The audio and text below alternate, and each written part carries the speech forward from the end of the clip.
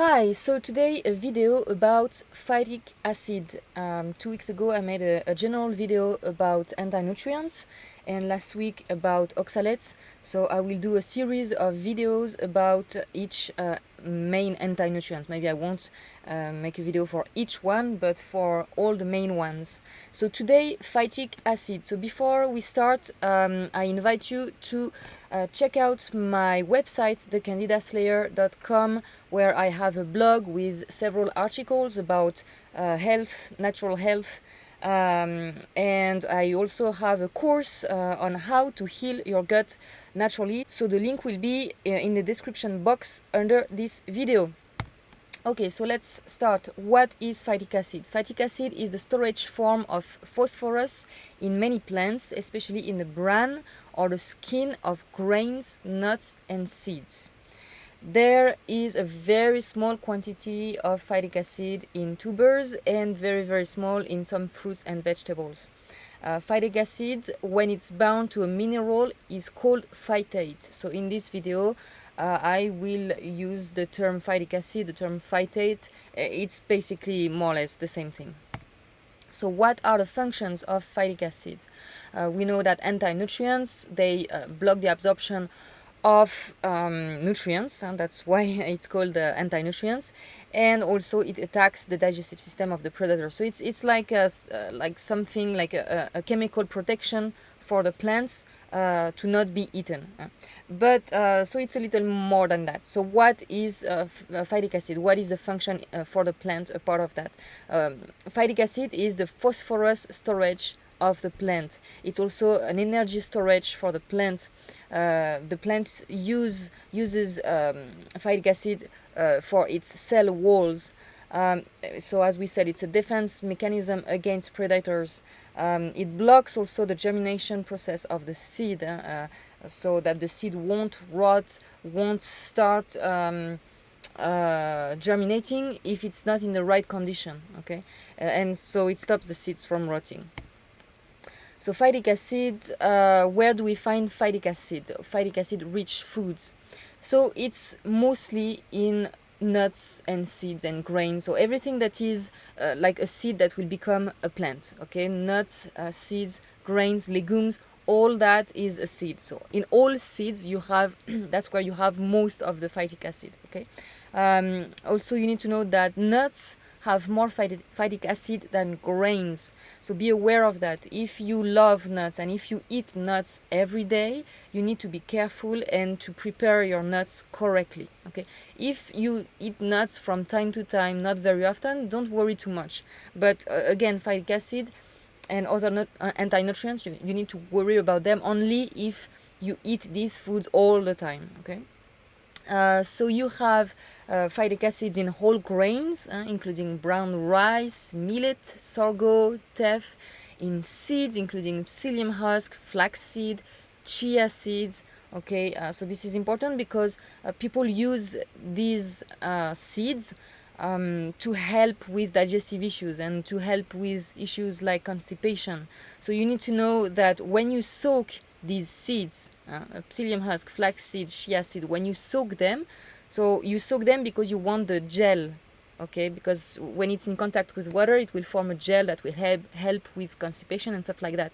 But be aware that when you do that, when you soak these seeds, all the anti-nutrients, they go in the water.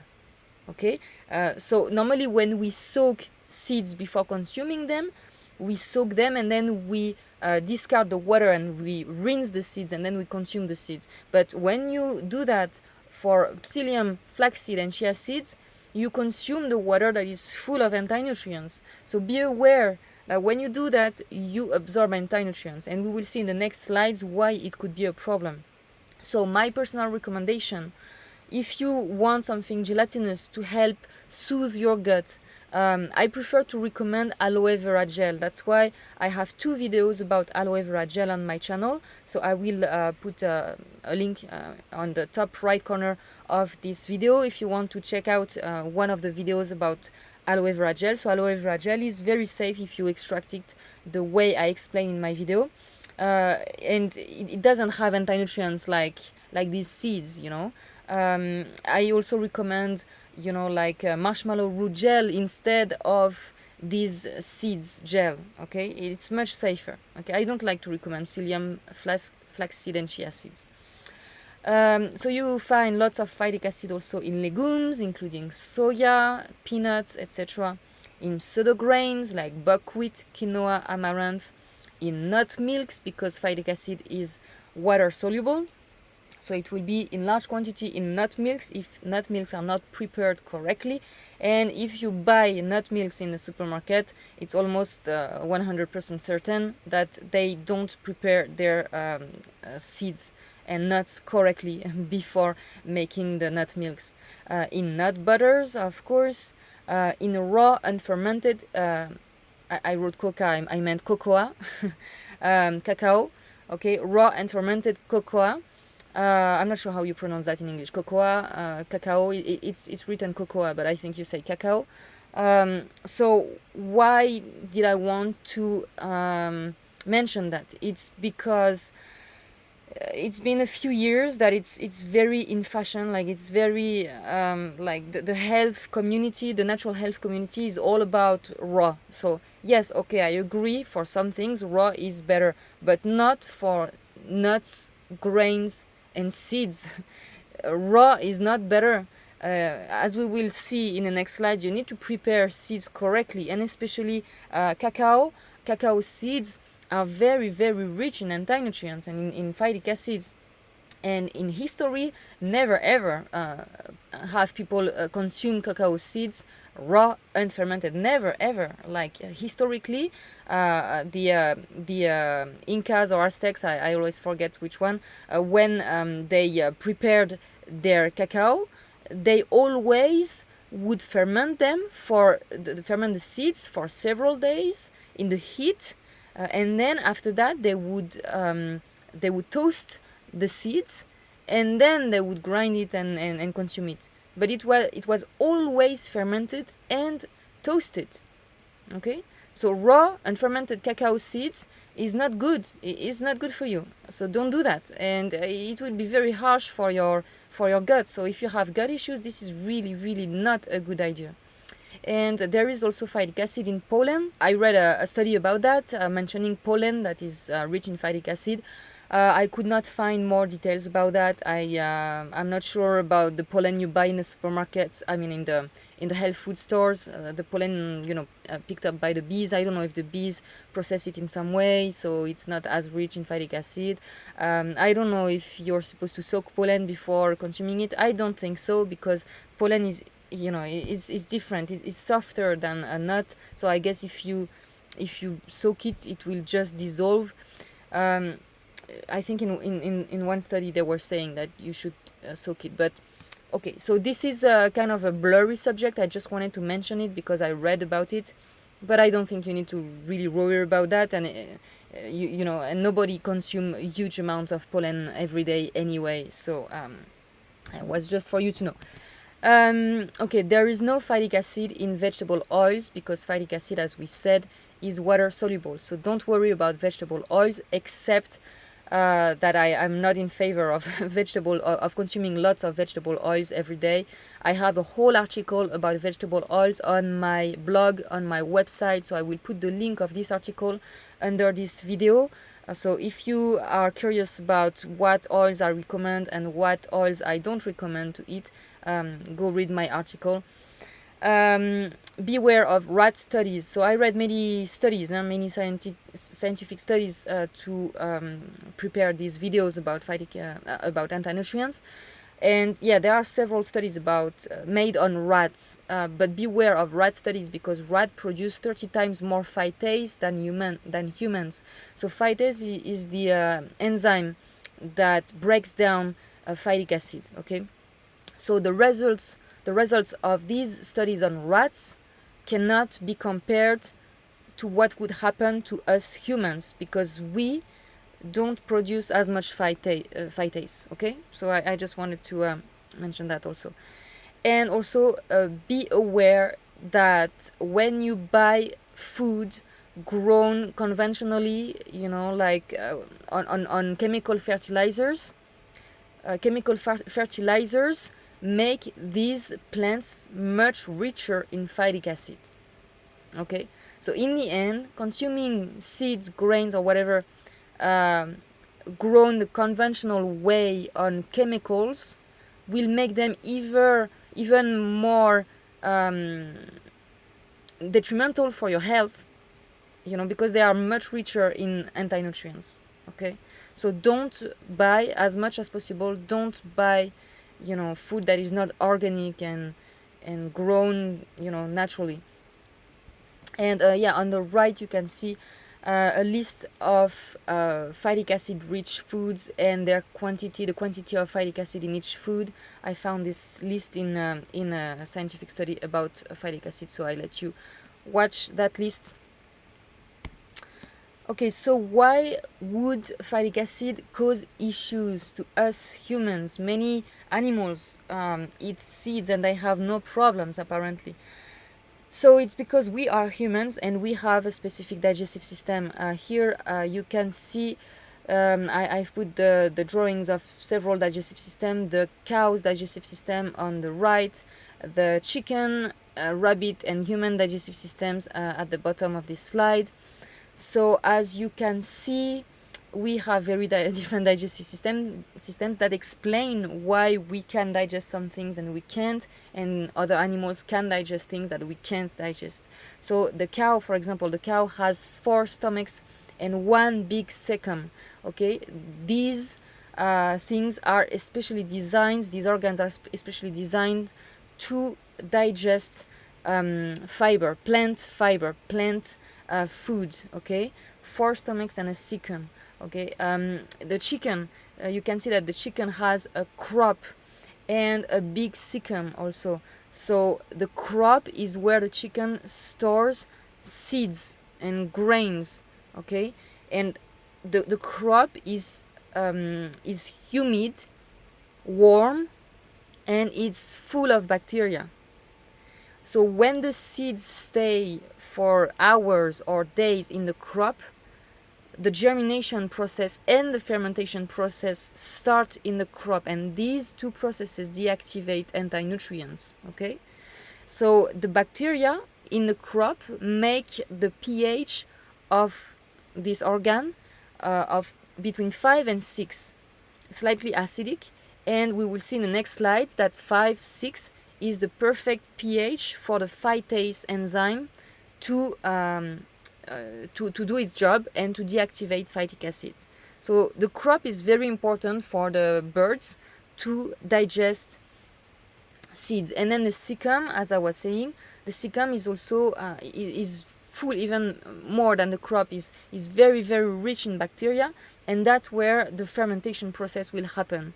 The fermentation process deactivates anti-nutrients, and that's how the bacteria extract all the nutrients of the plant fiber, and then the animal can absorb these nutrients. Okay, the rabbit, look how big the cecum of the rabbit is. Okay, again, this is a special organ made to digest plant fiber. And look how small our cecum is. We don't have a crop, and we have a very, very tiny cecum. It's almost nothing. So we are not designed to eat grains, seeds, nuts. We are not designed for that, and we are not designed to eat tons of vegetables.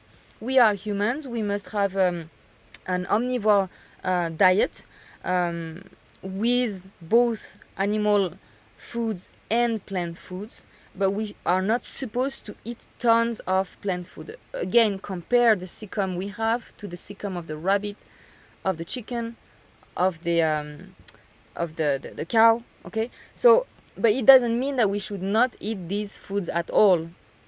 Okay, we have a brain, and thanks to our brain we can do many things that we are not supposed to do, originally in nature. So we will talk about that in the next slides. So why does phytic acid cause issues to people? Again, it's because we have to prepare the grains, seeds and nuts we consume, because we don't have all the tools, the digestive tools of these animals. So we need to copy these tools outside of our body so we can digest these foods, okay?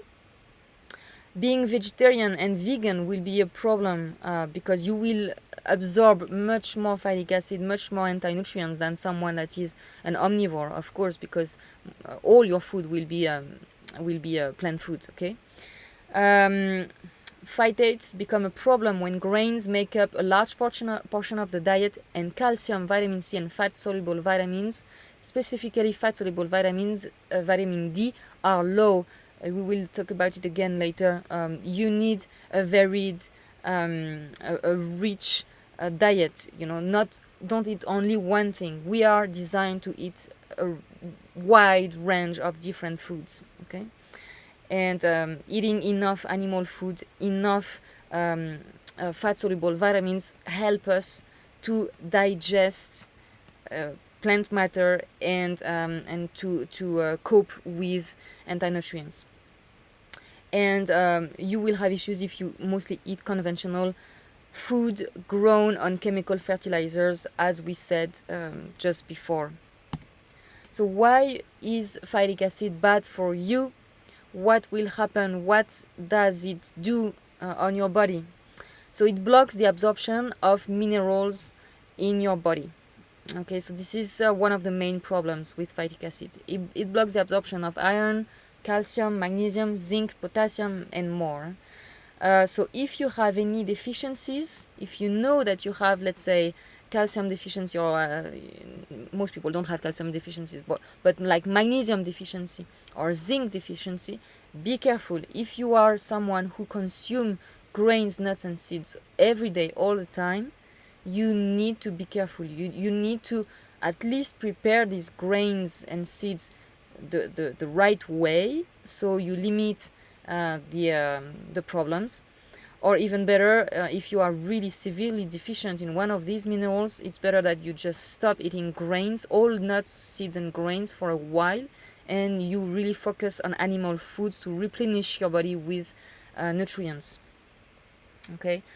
Also, something that you need to know, so phytic acid will block the absorption of minerals, but it won't deplete minerals from your body. Okay, it only blocks the absorption of the minerals in your food, in your meals. Okay, it won't go in your bones and take the nutrients from your bones. That's not how phytic acid works. 80% of phosphorus found in high phosphorus foods like pumpkin or sunflower seeds, along with 80% of zinc found in high zinc foods like cashews and chickpeas, might be blocked by phytates. Okay, the same can be said for about 40% of magnesium-rich foods. Also, some studies show that soybeans are very bad for actually several things, but soy, if you eat a lot of soy and you don't prepare it correctly, because soy is a very specific type of food. Yes, it has been consumed by Japanese for thousands of years, but they always have prepared it the right way with a very long fermentation. It's a whole process to make soybeans digestible. Okay, the soy that we can find nowadays in our supermarkets, it's not real soy. It's not how it's supposed to be. We are not supposed to eat soy made in that condition. Again, soy needs to be fermented for a very long time. It needs to be prepared a very specific way. So soy will deplete your body from zinc, and also it's rich in phytonutrients, so it's very bad for your hormonal system. It will really unbalance your hormonal system, especially if you are a man. Phytic acid not only block the absorption of minerals, it also reduce the digestibility of proteins, lipids, and carbs, because phytic acid blocks also enzymes like pepsine, trypsin that are used by your body to digest proteins, and amylase that is used to digest sugars. Okay. So all of that, it will lead to malnutrition, and even more if you have a poor gut microbiome, because your gut microbes can make phytase, the enzyme to digest phytic acid. So if you have a poor gut microbiome and you eat unprepared seeds, grains, and so on every day, it's very, very bad. So what are the symptoms caused by phytic acid toxicity? It's mainly symptoms of like digestive symptoms. You will have digestive issues and malnutrition. Okay, so gut pain, IBD, IBS, anemia, deficiencies, digestive issues, rickets, tooth decay. By the way, rickets, that's the picture you can see on the right here on this slide. I forgot to mention it. It's because rickets is a common side effect of a diet that is too rich in phytic acid. What is rickets? Rickets is when you don't have the right minerals. You don't get the right minerals, so your bones cannot build properly, cannot be formed the proper way. So they will be very soft, and you will have deformities because your bones are too soft, because they don't have the right minerals in the right quantities. So yeah, rickets, one of the symptoms of a diet way too rich in phytic acid. Tooth decay, poor bone growth and mental retardation in kids, osteoporosis, brittle bones, hair loss, weight loss, low immunity, poor libido, dwarfism, less stress tolerance. All of this is because it depletes, it blocks the absorption of essential minerals. So, phytic acid is not only bad. This is something I want to really emphasize in my videos about anti-nutrients. Yes, we all have heard about the dangers of anti-nutrients, about the dangers of phytic acid, but it's not all bad, and as everything, it's not all black and white. There's good things and bad things in everything, and especially in plants. Okay, plants, they are rich in anti-nutrients that can be medicinal. Plants are medicinal foods. So what I sometimes say to people is like it's not really true, but just to caricaturate, like to make it simple. Animal foods build your body, plant foods clean your body. Okay, so again, this is not exactly that, but it's just like the general idea. So you need both. You need to build your body with animal foods, and you need to clean up your body with plant foods. So that's why you need both. And this is a special message to people following a carnivore diet. This is why I am not in favor of a carnivore diet. You know that I love animal foods. I recommend animal foods. They are necessary to be healthy, but plant foods also. So let's see why regarding phytic acid. So as we said, phytic acid is a strong chelator. Okay, so because it's a strong chelator, it will prevent hemochromatosis. That's when you have too much iron in your blood. Okay, so this is, again, nature is intelligent. Nature is perfect. As long as you have balance in your life and you stay close to nature, you can't go wrong. So if you eat like meat with vegetables, there will be phytic acids and other anti-nutrients in vegetables. Anti-nutrients are not here to kill you. They are not here to hurt you.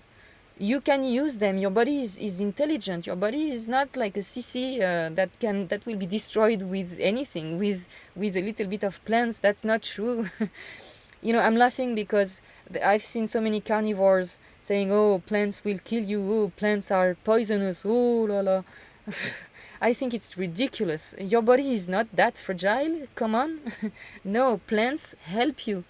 So if it will help prevent hemochromatosis, and many people following a carnivore diet for a very long time, they will get problems like this one. I'm thinking about Frank Tufano. He had this problem, and I'm sure that if he would have eaten some plant foods, he would not have had this problem. So of course carnivore diet helped him for a while, but he still had tons of issues for so long, and now he's not carnivore anymore. Being carnivore is also very hard for your nervous system, for your hormonal system, for your liver. It's very hard. You need a balance. Okay. Anyway, it will also prevent gout, because if you watched my last video about anti-nutrients, the last one is about oxalates. So iron oxalate crystals are the main cause of gout.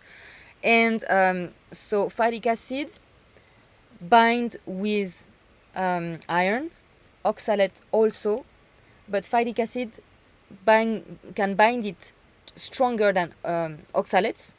And this is the most important, phytic acid, when it binds with a mineral, it won't form crystals.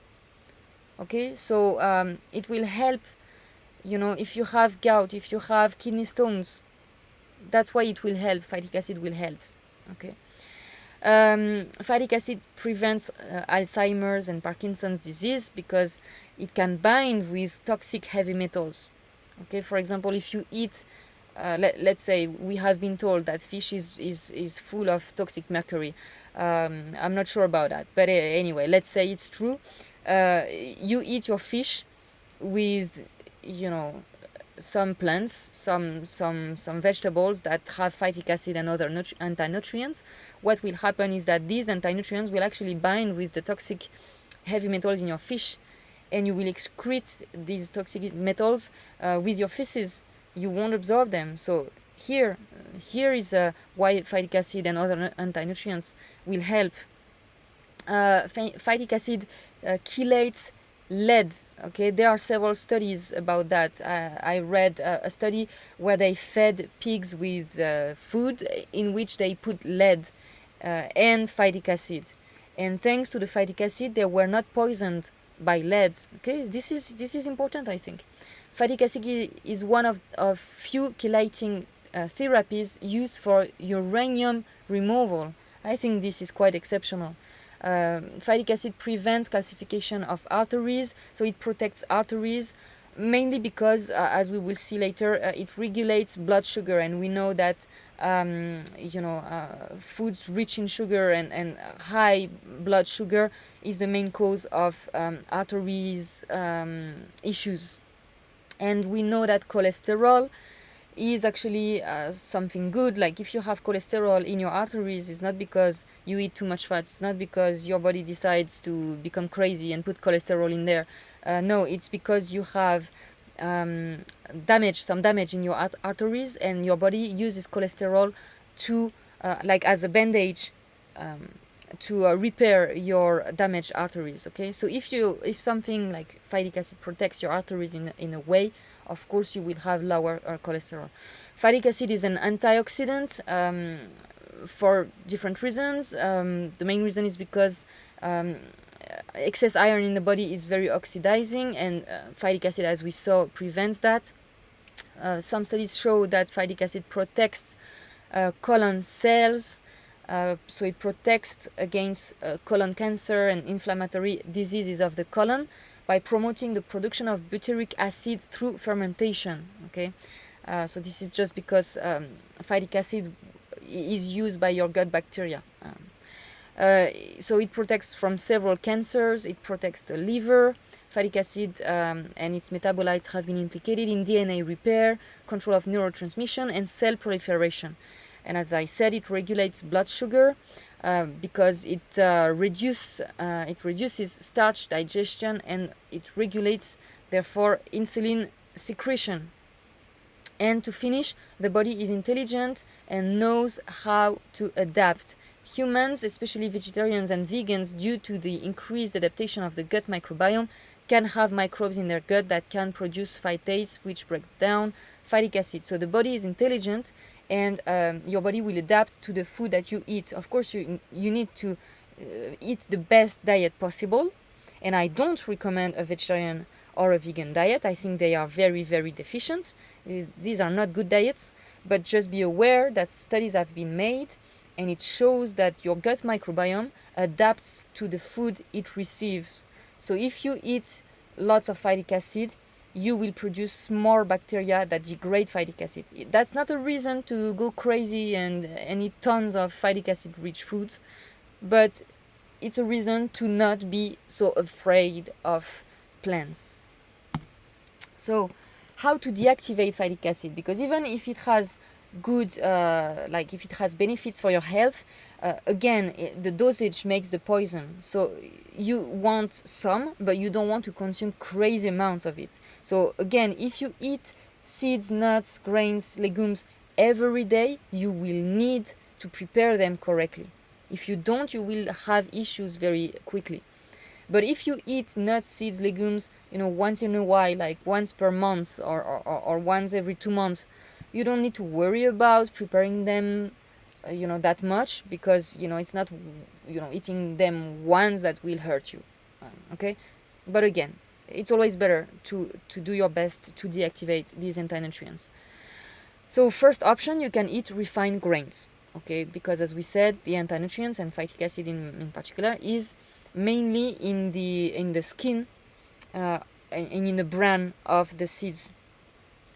Phytates, so phytic acid, is water soluble. So the best way to get rid of phytic acid is to soak your grains, nuts, and seeds in water, and acidity, because as I said earlier, the phytase enzyme gets more active, like where it's the most active, it's at a pH between 5 and 6. Okay, so you need an acidic medium to soak your grains and seeds. So soaking in an acidic pH 5, 6, and warm water for between 45 and 65 degrees Celsius, these are the optimal conditions for phytase to do their job. Okay, for 18 hours, soaking of 18 hours. If you want to consume seeds, like grains that are low in phytase, okay, like oats, brown rice, millet, soybean, teff, these are very low in phytase.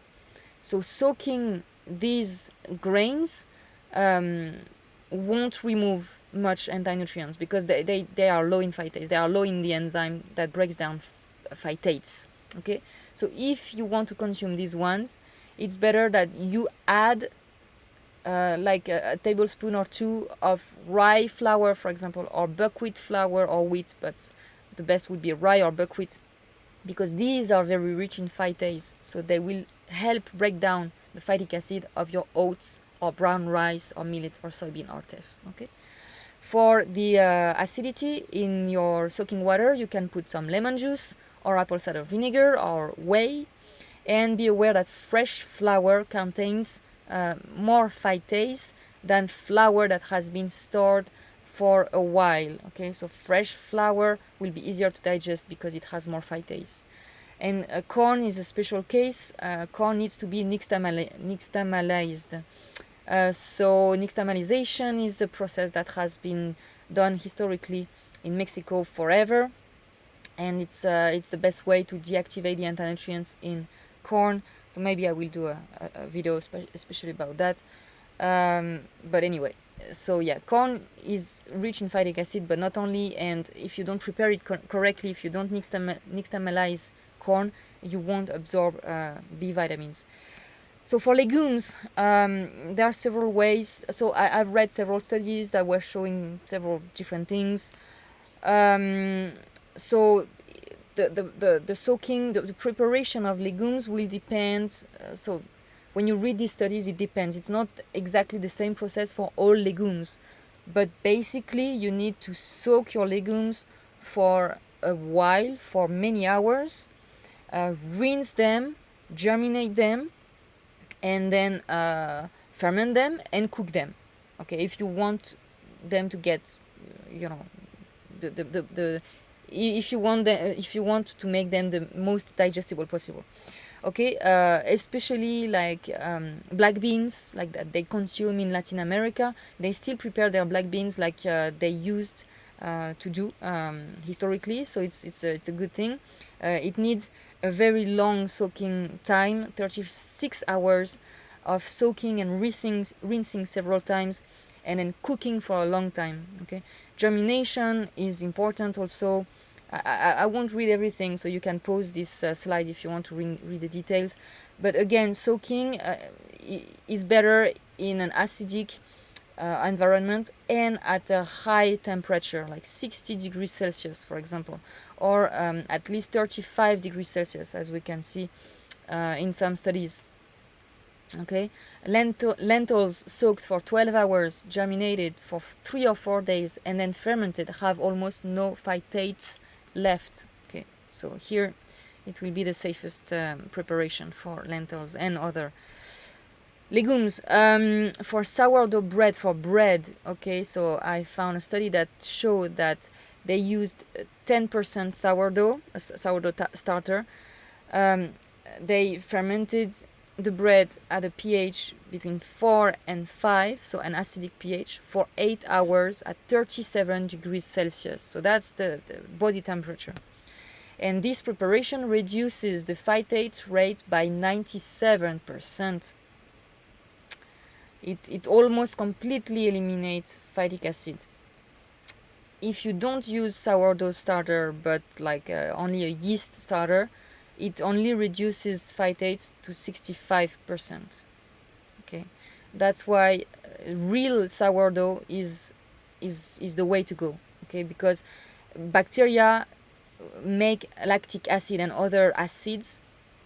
That is what phytates need, okay, to be active, and bacteria will actively break down by fermentation these anti-nutrients. Okay, not the yeast. Yeast don't do that. Or if they so yeast, when you make some fermentation with yeast, yes, they acidify the medium, but much less than bacteria. Bacteria is so much stronger for that, so much more adapted. Okay.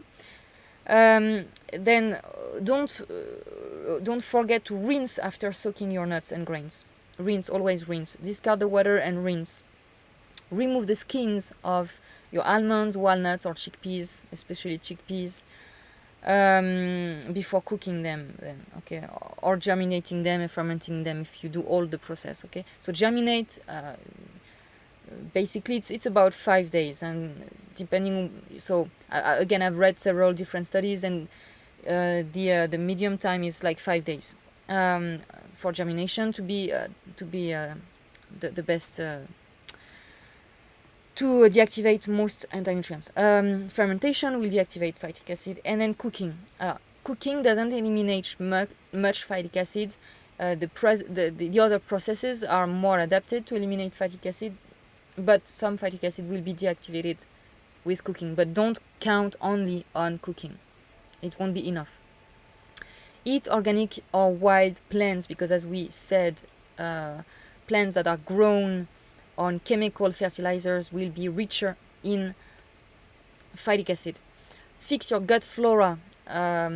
So there are several studies that show that some different strains of yeast and molds and bacteria make phytase. Don't worry about the details. Just worry about fixing your gut flora. If you have a good gut flora, don't worry about the specific strains. Really, this is something I need to tell more in my videos. Don't worry about specific strains. Okay, your gut must be a jungle, so you need to have tons of different strains. So don't worry like, oh, I read that this strain in particular will deactivate this or do that. Don't worry. You need good bacteria. If you can tolerate fermented foods, eat fermented foods every day. That's what will make a good gut flora. So why fix your gut flora? Because again, your gut flora, your bacteria in your gut will deactivate phytic acid. There are studies made by a scientific Edward Melanby. He made experiments about phytic acid on dogs and other experiments, and he came to the conclusion that phosphorus in the diet, at least from grains, needs some type of calcium to bind to. So he recommends to eat, if you eat lots of seeds and grains and stuff like that, to eat also dairy, so you can absorb phosphorus. Vitamin C allows better absorption of minerals, especially iron and magnesium, and vitamin C counteracts the chelating effects of phytic acid. Okay, and I of course recommend natural vitamin C. I don't recommend artificial synthetic vitamin C. I have a video about that, about vitamin C. on my channel. I will put the link that will appear on the top right corner of this screen. Yes, so, and then be aware that if you cook your grains, nuts and seeds without doing the preparations we talked about before, cooking destroys the enzyme phytase that breaks down phytic acid. So be aware of that. And if you eat extruded grains and cereals and stuff like that, that's very toxic for several different reasons. But one reason is that it completely destroys the phytase without destroying the phytic acid. How is it in traditional cultures? As you might know, I am a huge fan of the work of Weston Price, and I really recommend that you read his book if you didn't do that yet. I also have a video about, so it's an old footage of Weston Price. I will put the link up there on the top right corner of this screen. So this is not something that is written in his book, but you can find that in the website of the Weston Price Foundation. The Indians of California consume a corn meal after a long period of soaking and rinsing, then pounding and cooking. So this is not only for phytic acid, this is for also tannins. There's a lot of tannins in acorn, but that's how they used to do. Nuts and seeds in Central America were prepared by saltwater soaking and dehydration in the sun, after which they were ground and cooked. So this is the only place where the only time I saw soaking in salt water, but these people, these traditional people were doing that, so I guess there's a good reason why. So it seems that when you prepare nuts, especially nuts, it's better to soak them in salt water. I could not find any study to confirm that, but my suggestion is to try. You should try different things, and you listen to your body and see what is best for you, what feels that is more digestible to you. Soaking in acidic medium, soaking in sodium bicarbonate, soaking in salted water. So do several tests like that with the same nuts and grains, so you can compare, and then you will see what is best for you. That's my my best advice for you. If you find contradictory advice, just try on yourself. That's it for today. So if you need help, if you have digestive issues, if you have gut issues, gut disease, I have a course on how to heal your gut naturally. I will put the link under this video in the description box. Go on my website, thecandidaslayer.com, for more information. And I see you in my next video. Bye bye.